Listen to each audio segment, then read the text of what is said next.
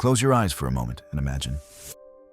Every 100 people you see in a market, only 10 of them own almost everything.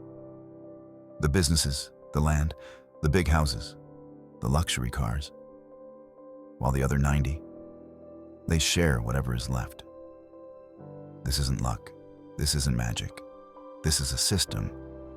And today, we're going to break it down layer by layer, expose the hidden rules, and tell you exactly how to escape the 90% trap.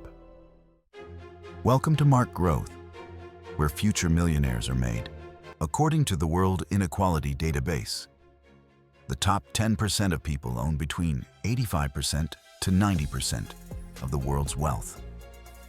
And the top 1%? They control almost half of everything.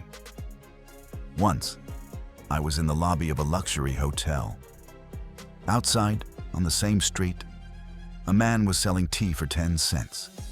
Inside, a businessman ordered a $10 coffee.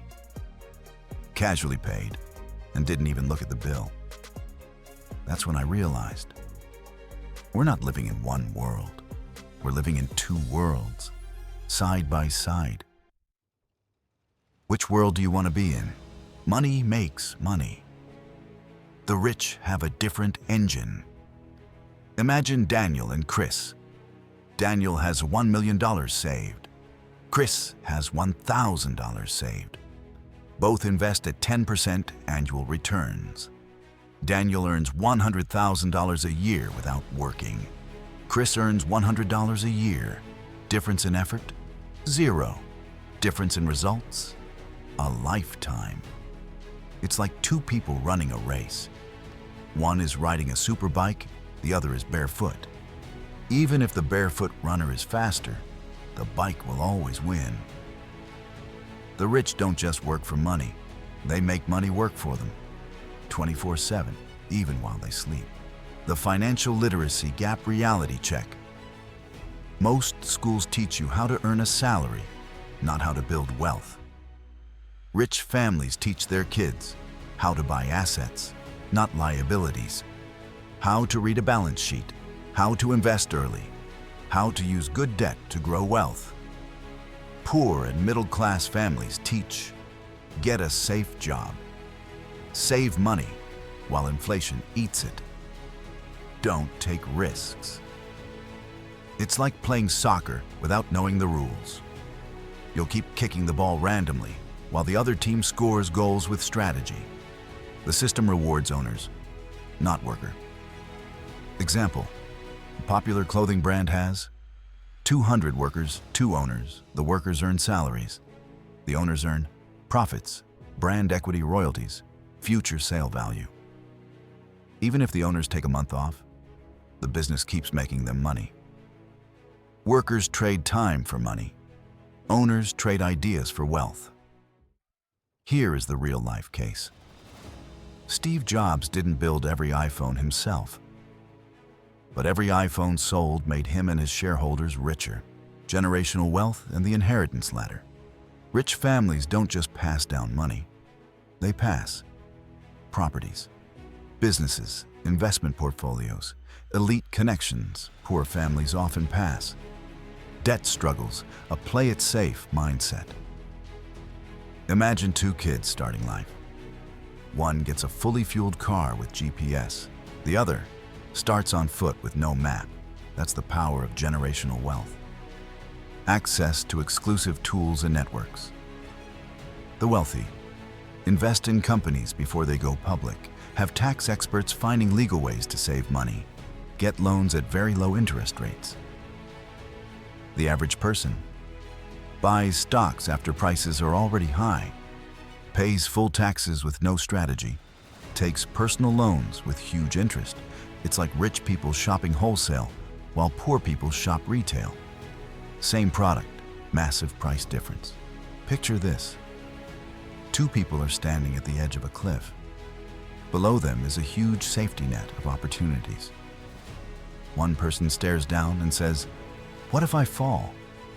The other smiles and says, "But what if I fly?"